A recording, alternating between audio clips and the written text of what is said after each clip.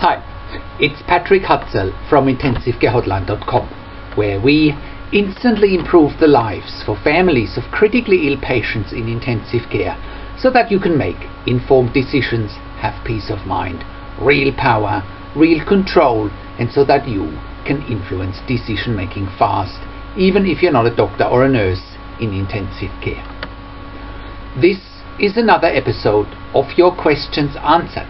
And in last week's episode I answered another question from one of our readers, and the question last week was, what's the difference between an induced coma and sedation?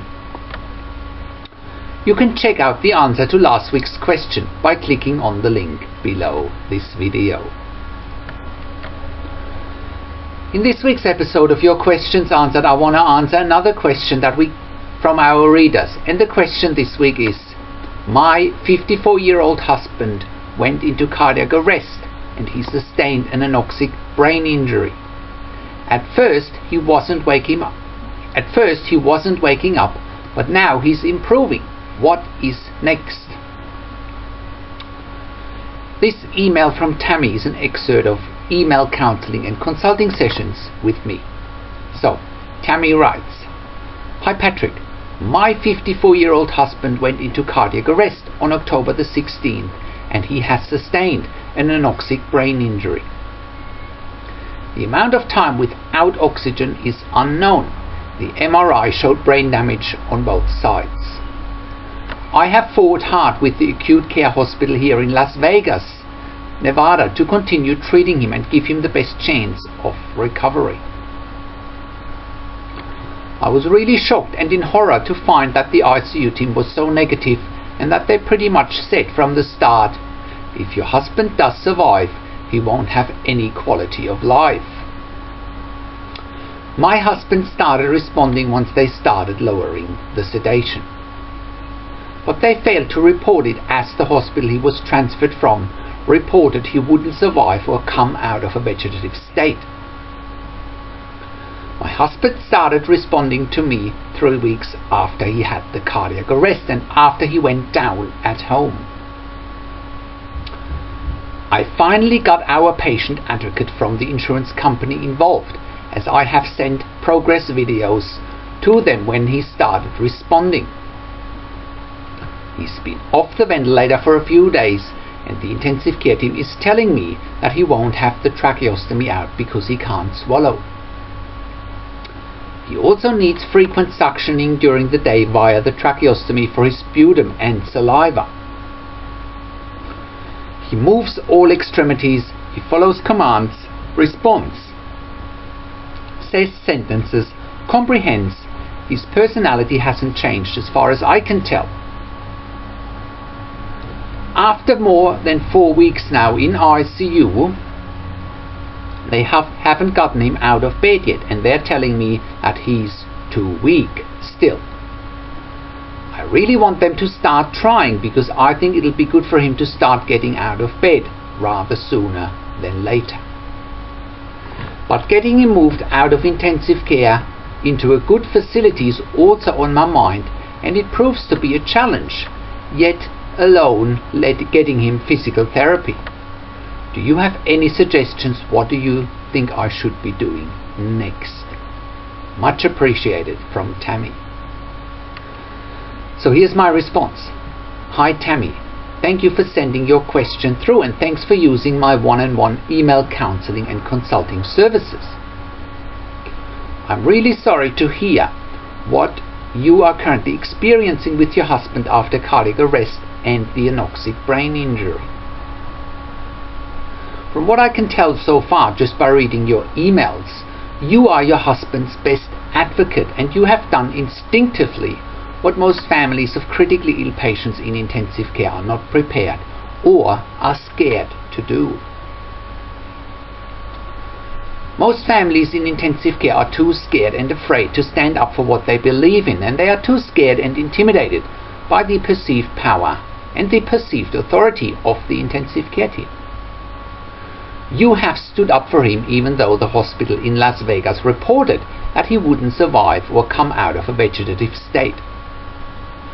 good for you to be standing your ground and support your husband irrespective of what the experts have told you. You should be giving yourself a tap on your shoulder just by doing that. Over the nearly 2 decades that I have worked in intensive care, I have seen many similar situations that your husband is currently in. Without your advocacy, the intensive care team would have probably tried to quote-unquote sell you on a withdrawal of treatment, a limitation of treatment, a DNR, do not resuscitate order, or an NFR, not for resuscitation order, or an all the above early on, and they may have tried anyway. Next, as I mentioned before, I have lots of experience with situations where critically ill patients don't wake up after head or brain injuries or after hypoxic brain injury. I have also consulted many families of critically ill patients in intensive care via Skype or over the phone in similar situations.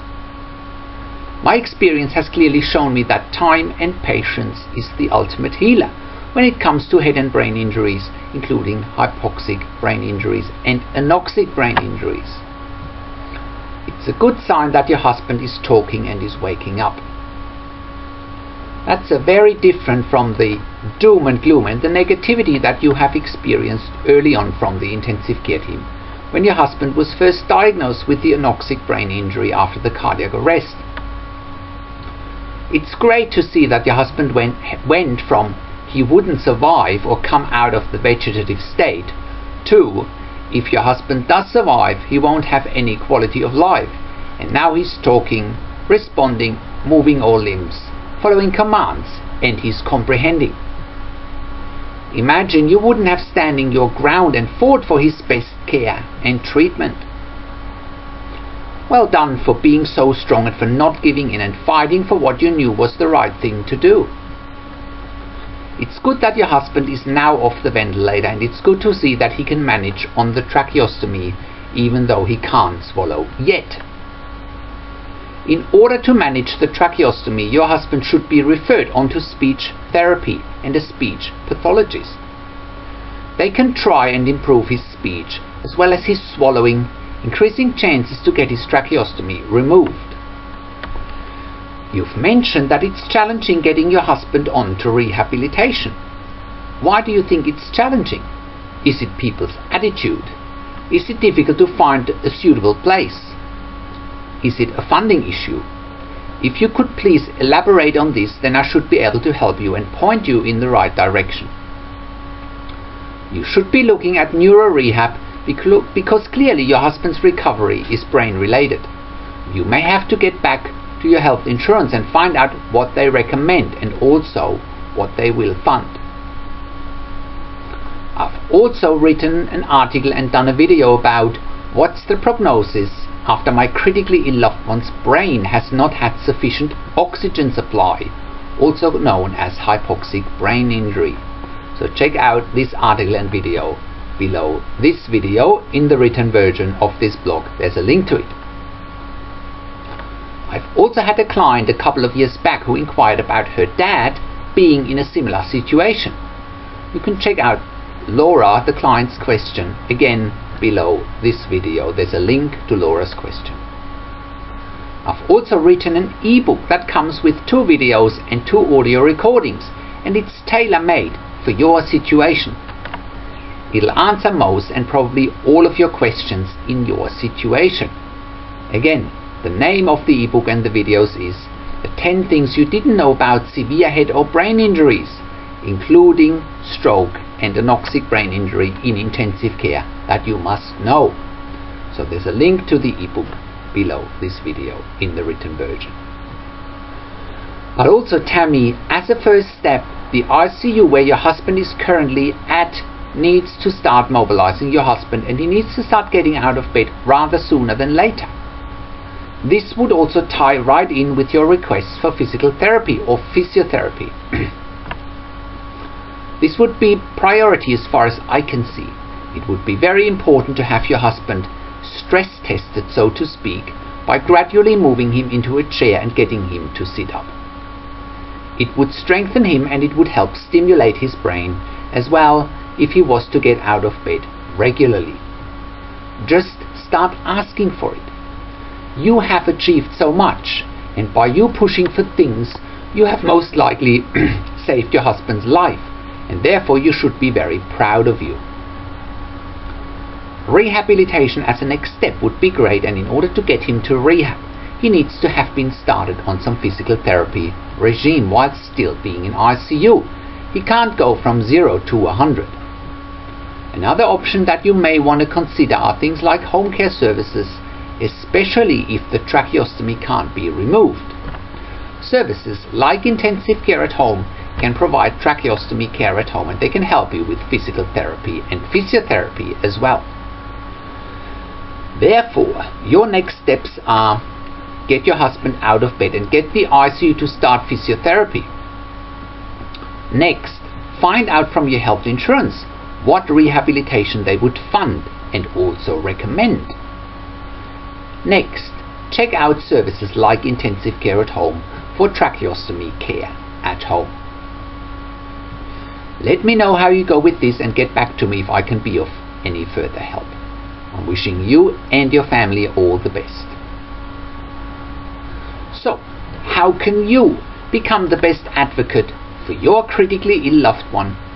Make informed decisions, get peace of mind, control, power and influence quickly whilst your loved one is critically ill in intensive care.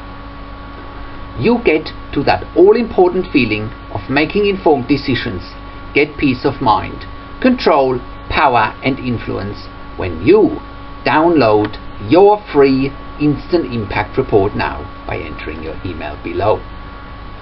In your free Instant Impact Report, you learn quickly how to make informed decisions, get peace of mind, real power and real control, and how you can influence decision making fast whilst your loved one is critically ill in intensive care.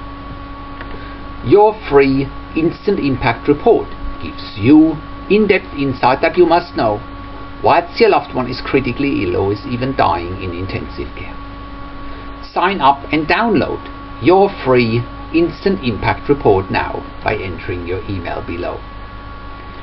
In your free Instant Impact Report, you learn how to speak the secret intensive care language so that the doctors and the nurses know straight away that you are an insider and that you know and understand what's really happening in intensive care. In your free report, you will also discover how to ask the doctors and the nurses the right questions, discover the many competing interests in intensive care, and how your critically ill loved one's treatment may depend on those competing interests. How to eliminate fear, frustration, stress, struggle and vulnerability even if your loved one is dying. You get 5 mind-blowing tips and strategies helping you to get on the right path to making informed decisions, get peace of mind, control, power and influence in your situation. You'll get real-world examples that you can easily adapt to your and your critically ill loved one's situation. How to stop being intimidated by the intensive care team and how you will be seen as equals.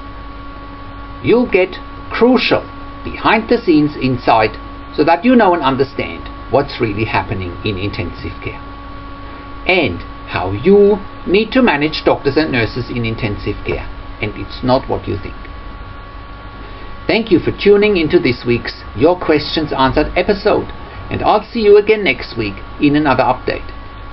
Make sure you also check out our blog section for more tips and strategies, or simply send me an email to support@intensivecarehotline.com with your questions. Or you can call me, find international phone numbers on our contacts tab. Also check out our ebook section where you get more ebooks, videos and audio recordings, and where you can also get one-on-one counselling and consulting with me via Skype, over the phone or via email by clicking on the products tab. This is Patrick Hutzel from intensivecarehotline.com, and I'll see you again next week in another update.